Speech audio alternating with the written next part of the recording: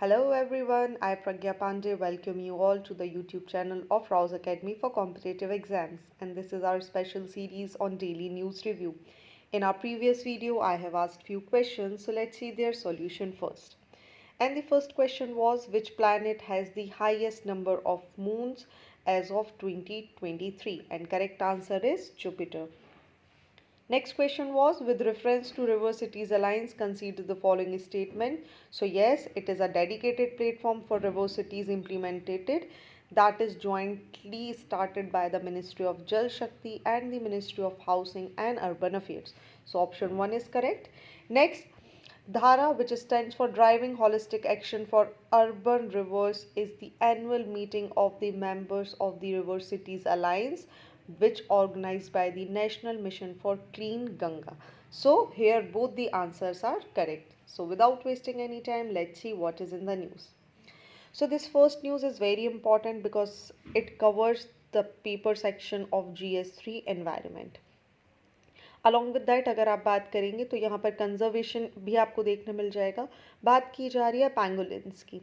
Recently एक data यहाँ पर रिवील किया गया है by one of the non profit organisation, and according to which 1023, you can see the data here, 2018 से लेके 2022 के बीच में 1023 पैंगोलिन्स को इलीगली पोच किया जा चुका है. और इस इलीगल पोचिंग के जो सबसे ज़्यादा केसेस हमें देखने मिले हैं वो हमें देखने मिले हैं Orissa, followed by the Maharashtra, और ऐसे 24 स्टेट और एक यूनियन टेरिटरीज देखने मिली है जहां पर इन पैंगोलिन्स को सबसे ज़्यादा इनका ट्रैफिकिंग, पोचिंग यहाँ पर की जा रही है. मेनली अगर हम बात करें तो इंटरनेशनल मार्केट में China and the other south east Asian countries are the great market for these pangolins. Why? Because ऐसे बहुत सारे बिलीव हैं कि इनका यूज़ कुछ ट्रेडिशनल मेडिसिन में किया जाता है. ठीक है, इनका कंजम्पशन करने से एफ्रोडाइसियक्स आपको देखने के लिए मिल जाते हैं. So these are few of the misconceptions that are there in the news. तो आप एक चीज़ और देखेंगे कि पैंगोलिन्स उस कैटेगरी में से आते हैं जो ट्रेडिशनल मील फूड का कभी पार्ट नहीं हुआ करते थे, but all of a sudden because of few misconception, because of few orthodox belief, people have started consuming pangolin meat, so which is something that is very very alarming. देखिए, India की बात करें तो India में basically पैंगोलिन्स की दो species आपको देखने मिल जाएंगी. एक तो हमारे इंडियन पैंगोलिन्स और दूसरे हमें अक्रॉस द सब कॉन्टिनेंट हमें चाइनीज़ पैंगोलिन्स भी देखने के लिए मिल जाते हैं. चलिए थोड़ा सा पैंगोलिन्स के बारे में यहाँ पर डिस्कस कर लेते हैं. तो रिसेंटली आपको याद होगा कि जो हमारा नंदकांजांगा जूलॉजिकल पार्क है उड़ीसा में, वहाँ इनको रेडियो टैग करना शुरू कर दिया गया था सो दैट इनके मूवमेंट को ट्रैक किया जा सके. साथ ही अगर कहीं पर पोचिंग ऐसी कोई एक्टिविटी हो रही है तो उसके बारे में भी आइडेंटिफाई किया जा सके. सो पैंगोलिन की बात करेंगे, आपको इमेज में दिख रहे होंगे, ये एक स्केली एंटीएटर मैमल्स होते हैं जिनकी large protective keratin scale cover करता है इनकी स्किन को, जो आप ये देख पा रहे होंगे इस तरीके का. Alright, they are the only mammals with this feature. So आप समझिए ये इनकी यूनिकनेस है. और एक और कॉन्सेप्ट आप यहाँ से समझ सकेंगे कि ऐसी कोई भी यूनिक चीज़ जो किसी और के पास नहीं है, पीपल हैव डिज़ायर कि वो उसको क्या करें, किसी भी तरीके से अपने पास रख लें. ये भी एक बहुत बड़ा कारण बन जाता है इन पैंगोलिन्स की पोचिंग का. सो ये जो पैंगोलिन्स होते हैं, they uses this skill as the armour to defend itself against the predators by the rolling into the ball when threatened. So आपने कई बार देखा होगा बहुत सारी मूवीज़ में आपने कि एक ऐसा अपने ये जो स्किल्स होते हैं इसको बाहर निकाल लेते हैं, एक बॉल जैसा बन के टर्न कर जाते हैं. अगर हम इनकी बात करें तो ये इंसेक्टिवायर पैंगोलिन्स होते हैं, ये नॉक्टर्नल होते हैं. इनकी डाइट मेनली कंसिस्ट करती है जो एंट्स होती हैं, टर्माइट्स होती हैं, उसको ये अपनी जीभ से खाकर यहाँ पर अपना काम चलाते हैं. चलिए इनके हैबिटेट्स की अगर हम बात करें तो इंडिया में जो दो पैंगोलिन्स पाए जाते हैं, फर्स्ट इंडियन पैंगोलिन्स, तो वो बेसिकली हमें डिस्ट्रीब्यूटेड देखने मिलते हैं in India accept the arid region, high Himalayas and the north east. वहीं जो इनकी स्पीशीज़ की अगर हम बात करें तो ये और हमें देखने मिलती है बांग्लादेश, पाकिस्तान, नेपाल एंड श्रीलंका। वहीं चाइनीज़ पैंगोलिन्स की बात करें तो ये बेसिकली हमें हिमालय के फुटहिल्स में, eastern Nepal, Bhutan, northern India, north east India, Bangladesh and through out the southern China हमें देखने के लिए मिलते हैं। चलिए, एक और कॉन्सेप्ट आप यहाँ रखेंगे। ऐसा बिलीव किया जाता है because of few of the reports and intelligence that they are the world's most trafficked mammals. इसी वजह से इन्हें कंजर्वेशन स्टेटस प्रोवाइड किया गया है under the wild life protection act 1972 in the schedule 1। वहीं IUCN की रेड लिस्ट की अगर हम बात करें तो they are categorised under the endangered category and CITES की अपेंडिक्स 1 कैटेगरी में इसे डाला गया है। ऑल्सो जो चाइनीज़ पैंगोलिन्स हैं उनको क्रिटिकली एंडेंजर्ड की कैटेगरी में भी रखा गया है। चलिए, सो आई होप ये आपको यहाँ पर क्लियर हो गया होगा। साथ ही आपको मुझे कमेंट सेक्शन में बताना है कि ऑपरेशन क्लीन आर्ट का रिलेशन किससे है। It is very very important. कई बार आपसे सीधे सवाल आ जाते हैं कि इलीगल और पोचिंग और इसको रोकने के लिए गवर्नमेंट ऑफ इंडिया कुछ इनिशिएटिव चला रही है, उसका नाम आपसे डायरेक्टली पूछ लिया जाएगा। So I am giving you two options here. पहला, ऑपरेशन क्लीन आर्ट आपको मुझे बताना है, दूसरा आपको मुझे बताना है operation soft gold. All right, चलिए आगे बढ़ते हैं अगले आर्टिकल की तरफ। So this article is again very very important for GS paper 2 social justice.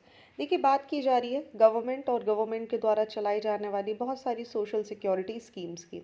जैसे आप देखेंगे कि education for orphan and MNREGA, food security, welfare schemes. तो यहाँ पर बात की जा रही है कि अगर हम इस साल के बजट को देखें, एक तरफ अगर आप बात करेंगे तो गवर्नमेंट का फोकस होता है कि उन्हें किस पर ध्यान देना है, जो हमारा एक डिप्राइव्ड सेक्टर है उसके लिए कुछ अपलिफ्टमेंट करने की आवश्यकता है, बेटर क्वालिटी यहाँ पर प्रोवाइड करनी है, डिग्निटी ऑफ लाइफ की यहाँ पर बात की जाती है। बट जैसे ही हम बजट की तरफ देखेंगे तो आप एक बहुत अच्छा सा चेंज यहाँ पर देखेंगे, विच इज़ कि गवर्नमेंट का जो एलोकेशन है for these social security schemes, जैसे बात कर ले मनरेगा जिसको हमने पहले भी डिस्कस किया था, मनरेगा की बात कर लेते हैं, या फिर दूसरी फूड सिक्योरिटी स्कीम्स की बात कर लेते हैं। यहाँ पर जो प्रपोर्शन है बजट का वो आपको डिक्लाइन होता हुआ दिखाई देगा। देखिए, इस एस्पेक्ट को दो तरीके से यहाँ समझा जा सकता है। एक तरफ अगर हम इकोनॉमिस्ट के हिसाब से देखने की बात करें तो they are very very happy, लेकिन अगर हम आम जनता के लिए इस कॉन्टेक्स्ट को देखने की कोशिश करें तो no, it is not good. Why it is good for the economist? The reason कि जो इंडिया का बजट है इट इज़ ऑलवेज डेफिसिट, और उसका एक सबसे बड़ा कारण है इंडिया का सोशल सिक्योरिटी स्कीम्स। जैसे मैंने आपको बताया, एजुकेशन ऑर्फन्स के लिए हो, विडोज़ के मैरिज के बारे में बात की जा रही हो, फूड सिक्योरिटी की बात की जा रही हो, मनरेगा स्कीम्स हो, इस पर एक बहुत बड़ा अमाउंट खर्च किया जाता है, जिसकी वजह से एक और ये कारण बनता है कि इंडिया का बजट कैसा हो जाता है, deficit. Along with that we should also keep one thing in mind while reading this entire article, कि ये जो बजट का एलोकेशन यहाँ पर कम है, ये कहीं ना कहीं चुनावों में जो हमारे मिनिस्टर्स होते हैं वो वादे कर देते हैं कि ठीक है, अगर आप हमें वोट देंगे, हमारी सरकार आएगी तो we will make this thing free, we will make that thing free. तो ये जो फ्री बी का कॉन्सेप्ट है, जो फ्री बी इंडिया के बजट के लिए सबसे बड़ा नेगेटिव एस्पेक्ट माना जाता है, ये कहीं ना कहीं उसके लिहाज से भी बहुत ज़्यादा अच्छा एस्पेक्ट है। तो देखिए, 2007 से अगर हम बात करें तो जितनी भी हमारी सोशल सिक्योरिटी पेंशन है under national social assistant programme, 2000 elderly person को दी जाती थी, then 300 rupees per month for widow and persons with disability. Only those who appear on BPL list prepared as in census 2001 are given pensions, but the budget for the NSEP has remained constant as approximately 9,000 crore, which means there is no addition in it. So just imagine one thing, that you are getting pension like 200 to 300 rupees per month, and from here the issue arises. लोगों ने यहाँ challenge कर दिया कि okay, if this is a enough amount to survive for a month, that we challenge to each and everyone, especially to the parliament, that they can come and they can show us how to live a good life in just rupees 200 or 300. So what government is basically saying here कि we are not increasing the number of people, so resulted into ना ही हम number of people यहाँ पर increase कर रहे हैं, ना ही हम amount increase कर रहे हैं, तो why there is a need to increase in the budget itself. So आप देखेंगे कि अगर हम बात करें this percentage share allotted to the NSAP of the total expenditure budget had steadily declined from 0.58% in the financial year of 2014 to 0.21% in the current budget itself. सो इसी के oppositely अगर हम देखें तो आप सेंट्रल गवर्नमेंट को यहाँ पर कंपेयर किया जा रहा है with the Rajasthan governments budget, जो भी रिसेंटली हमें देखने के लिए मिला था. सो what author is saying here कि राजस्थान गवर्नमेंट का जो बजट है, इन्होंने यहाँ पर प्रॉमिस किया है कि they will provide 125 days of work through the rural or urban employment guarantee scheme and minimum social security pension of rupees 1000 per month with an automatic increase of 15% per annum, which is very good. आज की date में अगर हम बात करें तो Rajasthan provide करता है social security pension for more than 90 lakh people, whereas अगर हम बात करें NSAP की तो that covers only a small part of the pension, just 10 lakh pensioner. So this is something जो एक कंपैरेटिव स्टडी हमारे सामने दी गई है. इसके बाद अगर हम बात करें तो बजट अनाउंसमेंट अगर राजस्थान का देखेंगे तो टोटल अमाउंट जो स्पेंड किया गया है पेंशन पर, वो एक्सपेक्ट किया जा रहा है कि it will go beyond to 11,500 crore. मतलब NSAP का जो टोटल बजट है उससे 30% ज़्यादा. So this is something where it is highlighting that no matter what but union government should be very much focused on this social security, because what you are promising it's about a good life and a healthy environment. So NSAP बार बार हमने यहाँ पर repeat कर लिया, तो एक बार समझ लेते हैं NSAP है क्या. It stands for basically national social assistance programme, जिसको लॉन्च किया गया था 15 अगस्त 1995 में. गवर्नमेंट का जो एक मैंडेट था अंडर आर्टिकल 41 एंड 42 कि लोगों को सोशल सिक्योरिटी यहाँ पर प्रोवाइड करनी है, वेलफेयर यहाँ पर प्रोवाइड करनी है. So basically it is a social security and welfare program to provide support to the aged person, widows, disabled person, bereaved families on death of primary breadwinner belonging to below poverty line household. So NSAP की अगर हम बात करें तो ये basically 3 components पे यहाँ पे चलता है, which is national old age pension scheme, national family benefit scheme and national maternity benefit scheme. आज की डेट में अगर हम बात करें तो इसके अंदर 5 स्कीम्स को यहाँ पर रखा गया है. Age old pension scheme as it is है, विडो पेंशन स्कीम आपको यहाँ पर देखने के लिए मिल जाएगी, डिसेबिलिटी पेंशन स्कीम आपको यहाँ पर देखने मिल जाएगी, नेशनल फैमिली पेंशन स्कीम यहाँ पर बेनिफिट आपको यहाँ पर देखने के लिए मिल जाएगा. So these are the few aspect जो कवर करता है NSAP. एलिजिबिलिटी की बात करें तो देखिए हर अलग अलग सेक्टर्स के लिए कैटेगरीज जो हैं वो अलग है. फॉर एग्जांपल जो Indira Gandhi national age old pension scheme है, इसके लिए जो एलिजिबिलिटी होनी चाहिए दैट इज़ 60 ईयर्स, और जो पेंशन यहाँ पर दी जाती है that is 200 rupees per month for person between the age group of 60 to 79 years. वहीं जो व्यक्ति 80 साल से ज़्यादा की उम्र के हैं उनको यहाँ पर 500 रुपये प्रति मंथ के हिसाब से Indira Gandhi national old age pension में अमाउंट दिया जाता है. वहीं अगर हम Indira Gandhi national window pension scheme की बात करें तो इसके लिए कोई भी महिला तब एलिजिबल होगी जब वो 40 साल की उम्र को क्रॉस कर चुकी होगी and they will get 300 rupees per month. So this is something that you should keep in mind. वहीं आपको टाइम बैंक स्कीम भी इसके साथ यहाँ पर याद रखना होगा. सो टाइम बैंक स्कीम यहाँ पर क्या है, under time bank scheme we'll talk about people save time and volunteer to take care of the elderly who need help. The number of hours they spend time with or take care of senior citizens are deposited into their personal account of social security system. So when these volunteers themselves get old and need someone for help, that time they could use their time bank's reward, and a volunteer is assigned to take care of him or her. So this is something that is very good. Switzerland की बात करें, UK की बात करें, they are following the time bank scheme while Singapore is considering implementing it thoroughly. वहीं बिल्कुल इसी तरीके की स्कीम आपको मध्य प्रदेश में देखने के लिए मिलेगी. आप मुझे कमेंट सेक्शन में बताएंगे कि इसका नाम क्या है. So moving on to the next news which is very important for GS paper 3 environment and ecology. देखिए ये पर्टिकुलर आर्टिकल जो है इसको आपको कनेक्ट करना पड़ेगा सीन फिशिंग से.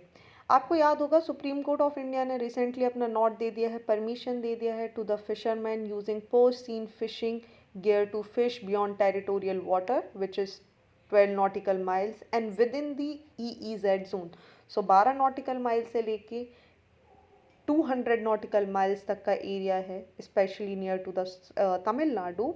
Now there is no restriction for the seine purse fishing. चलिए बात कर लेते हैं यहाँ. अगर एक बहुत ही छोटे से कॉन्टेक्स्ट में अगर हम इसे समझने की कोशिश करें तो देखिए होता क्या है, जो बड़े बड़े फिशरमैन्स होते हैं उनके पास रिसोर्सेज होते हैं एंड रिजल्टेड इनटू वो पूरी की पूरी फिशेज या एक बहुत लार्ज एरिया में फिशेस को यहाँ पर कैप्चर कर लेते हैं, even the juvenile fishes also. And because of that the fishes do not get enough time for reproduction, result into कि धीरे धीरे हमें इनका जो पॉपुलेशन है उसमें डिक्लाइन देखने के लिए मिल जाता है. अलॉन्ग विद दैट जो पुअर फिशरमैन्स यहाँ पर होते हैं उनके हाथ भी यहाँ कुछ नहीं लगता.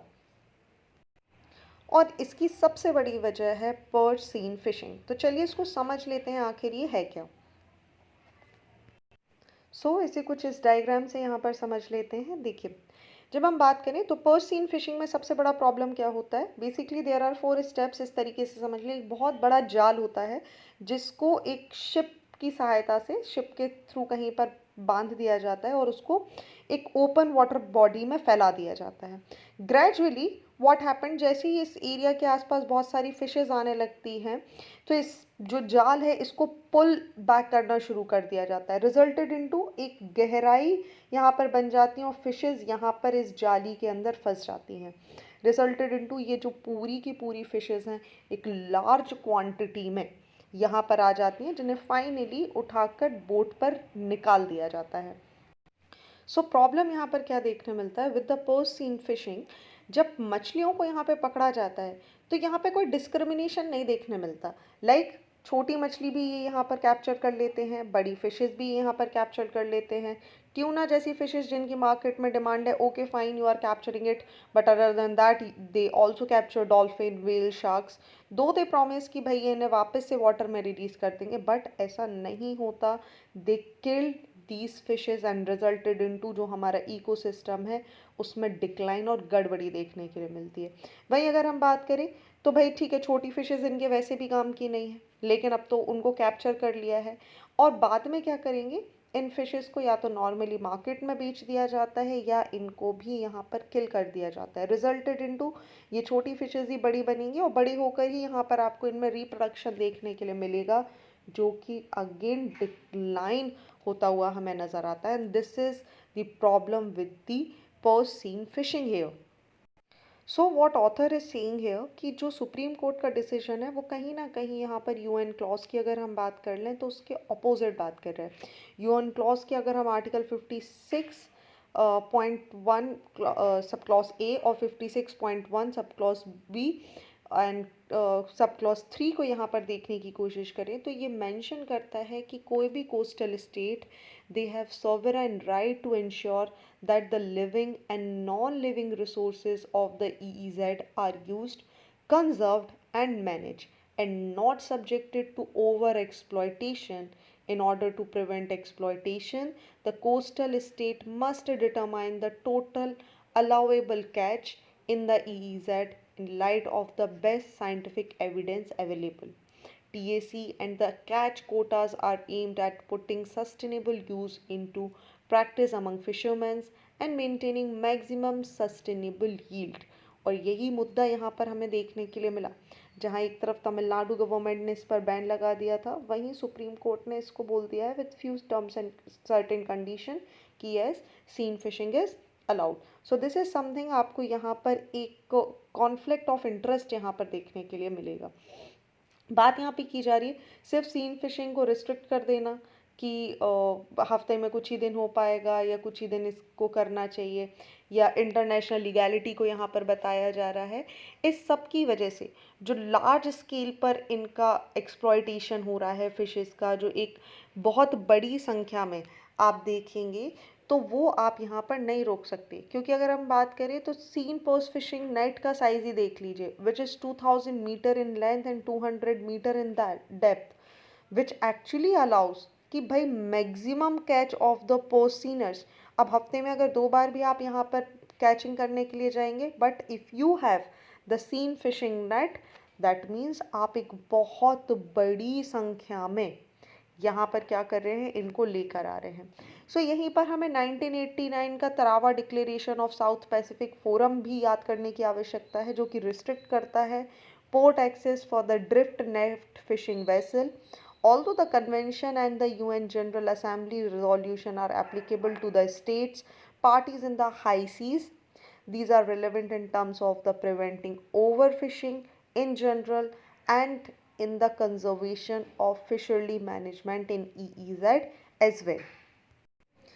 So this particular article is very very important. यहाँ हमें 3 बहुत ही खास बातें देखने के लिए मिलेंगी।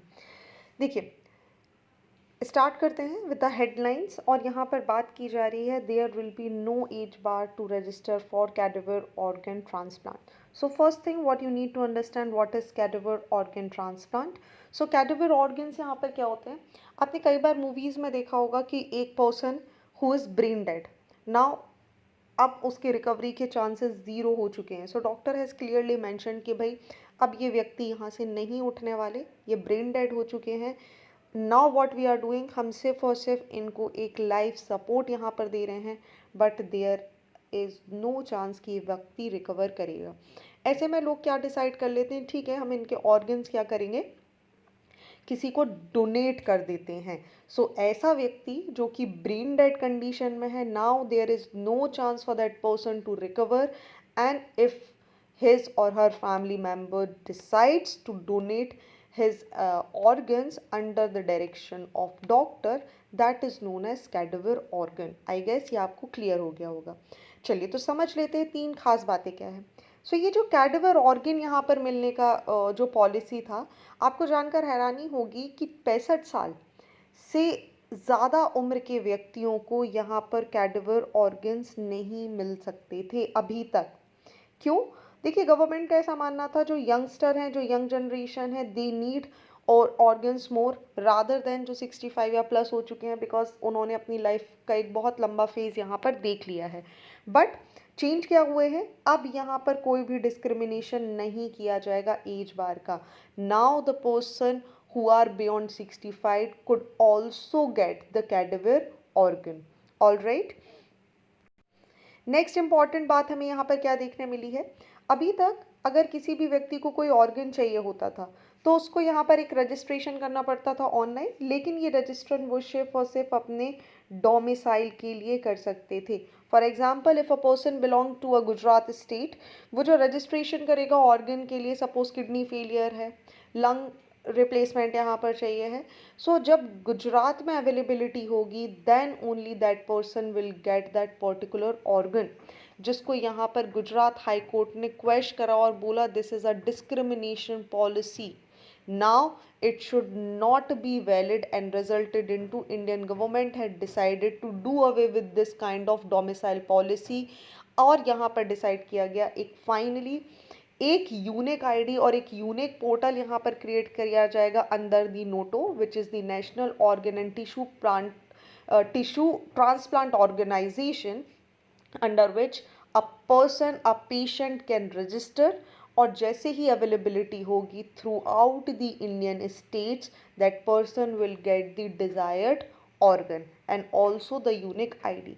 थर्ड इम्पॉर्टेंट चीज़ जो यहाँ पर चेंज देखने के लिए मिली है, देखिए अभी तक रजिस्ट्रेशन करने के लिए कोई भी व्यक्ति जो डोमिसाइल साइट्स पर यहाँ पर रजिस्टर करता था for the organ, they have to pay certain amount of fee which ranges from the 5,000 to 10,000 just for the organ. ठीक है, जिसके चांसेस यहाँ पर बहुत ही क्वेश्चनेबल होते थे कि whether the person will even get the organ और not. Now the health ministry has remove this ward and they said there will be no fees. ठीक है, there will be no registration charges from the patient for the organ registration. So this is a very nice move because according to health ministry अगर हम बात करें, जो number of organ transplant है ये increase हुआ है over the 3 times from 4,919 that was in 2013 to 15,561 in 2022. So as the number is increasing, norms को भी यहाँ पर ईज करना बहुत ज़रूरी हो गया था। सो this is very very amazing news. चलिए आगे बढ़ते हैं, लेकिन अगर आपने अब तक हमारे चैनल को लाइक नहीं किया है so do like our channel and subscribe it to never miss any updates. Also, if you want to give wings to your preparation, do visit Rouse Academy for competitive exams. We have 2 dedicated branches for you, one at MP Nagar Zone 2 Bhopal, another one at 10 Vishnupuri in Indore. साथ ही आप नीचे दिए गए QR code को scan कर सकते हैं और बाकी की डिटेल आपको यहाँ से मिल जाएगी। साथ ही एक बहुत ही खास सूचना आप सभी के लिए, कल 19 फरवरी को राउस एकेडमी कंडक्ट करवा रहा है live open session and exclusive session on internal security for UPSC and MPPSC, and this session will be conducted by the IPS Anuradha Shankar who is additional DTP. ये जो पूरा सेशन है ये लाइव चलेगा हमारे YouTube channel which is Rouse academy India. आप हमारे channel को सब्सक्राइब कर सकते हैं ताकि आप इस इम्पॉर्टेंट सेशन को यहाँ पर मिस नहीं करें। साथ ही जो भी बच्चे भोपाल में रहते हैं, ये एक सेशन है जो भोपाल में यहाँ ऑफलाइन कंडक्ट होने वाला है at our centre which is Bhopal branch MP Nagar zone 2। चलिए आगे बढ़ते हैं अगले आर्टिकल की तरफ, again which is very important for GS paper 2 health. देखिए बात यहाँ पर की जा रही है, इंडिया में जो 50% लेप्रोसी के केसेस हैं वो आपको यहाँ पर बढ़े हुए देखने के लिए मिल रहे हैं।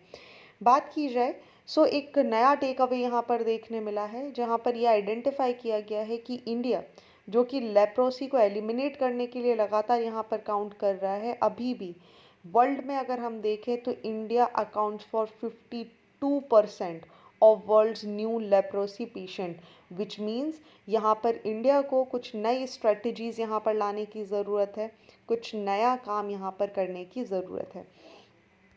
चलिए तो सबसे पहले आर्टिकल की डिटेल में जाने के पहले हमें ये जानना आवश्यक है कि व्हाट इज़ लेप्रोसी।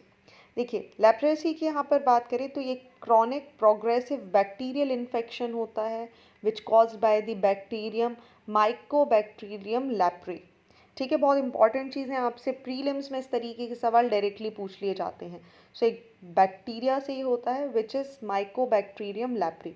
ये प्राइमरी इफेक्ट करता है हमारे नर्व्स को, extremities the skin, the lining of the nose and the upper respiratory tract. Because it was first identified in 1873 by the Hansen। So ये जो साइंटिस्ट थे जिन्होंने इसे आइडेंटिफाई किया था, डिस्कवर किया था, और उन्हीं के नाम की वजह से it is also known as Hansen's disease. Basically ये क्या करता है, it is one of the oldest disease which is recorded in the history. ये प्रोड्यूस करता है स्किन अल्सर, नर्व डैमेज कर देता है, मसल वीकनेस यहाँ पर आपको देखने मिल जाती है, और इसे अगर सही समय पर ट्रीट नहीं किया so it can also cause the severe disfigurement and significantly disability among the person. देखिए यहाँ पर कोई डिस्क्रिमिनेशन देखने आपको नहीं मिलेगा, लेप्रोसी किसी को भी अफेक्ट करता है at any as, any sex including children, और ये कहीं से कहीं तक हेरिडिटरी नहीं होता।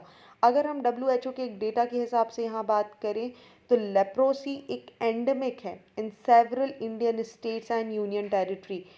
एक एनुअल केसेस को यहाँ पर अगर आइडेंटिफाई किया जाए तो पर 10,000 पॉपुलेशन पर लगभग आपको 4.56% लोग ऐसे देखने मिलेंगे who are suffering with the leprosy every year. Alright, so इसी के लिए इंडियन गवर्नमेंट ने बहुत सारे इनिशिएटिव लिए हुए हैं, जिसमें से एक सबसे इम्पॉर्टेंट इनिशिएटिव है लेप्रोसी डे, जो इंडिया सेलिब्रेट करता है 30 जनवरी को, जो कि महात्मा गांधी जी का दिन है। कारण, क्योंकि महात्मा गांधी ने बहुत सारे इनिशिएटिव लिए थे लेप्रोसी को केयर करने के लिए, उसको लोगों को मोटिवेट करने के लिए, लोगों की देखरेख करने के लिए। He did n number of good works and because of that we are celebrating 30th January as the leprosy day। चलिए बात की जाए इंडियन गवर्नमेंट की इनिशिएटिव की, तो देखिए एक नेशनल लेप्रोसी एडिकेशन प्रोग्राम हमारे यहाँ चलाया जाता है, जो कि एक सेंटर स्पॉन्सर्ड स्कीम है, एक अम्ब्रेला स्कीम है under the national health mission. और इसका एम है कि जो लेप्रोसी है इन ईच डिस्ट्रिक्ट, इसको क्या करना है 2030 तक पूरा ख़त्म करना है। साथ ही 2017 से एक स्पर्श लेप्रोसी अवेयरनेस कैंपेन भी यहाँ पर लॉन्च किया जा रहा है, ताकि लोगों को अवेयर किया जा सके, उन्हें एड्रेस किया जा सके कि देखिए क्या इशू है, हमें क्यों डिस्क्रिमिनेशन नहीं करना चाहिए, इसका सोशल स्टिग्मा नहीं बनाना चाहिए, rather we should help the other people कि वो इससे क्या कर सकें, बाहर आ सकें। So this is something that you should keep in mind. चलिए आगे बढ़ते हैं, and it's a quiz time. And first question is, India recently adopted the digital work plan 2023 along with which of the following block? Next question is, Saur revolution which was seen in the news is associated with which of the following country? So and next question, which is very important for your mains examination, analyze the impact of climate change on India's biodiversity, discuss the measure taken by the government and other stakeholders for protection and conservation of vulnerable species. So you all know the drill, correct answer आपको हमें comment section में बताना है।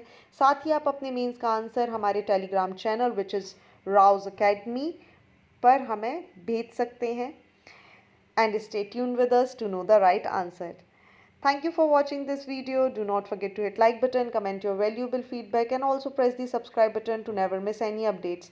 Please follow us on Instagram and Facebook. Links are given below in the description box. Thank you and see you tomorrow.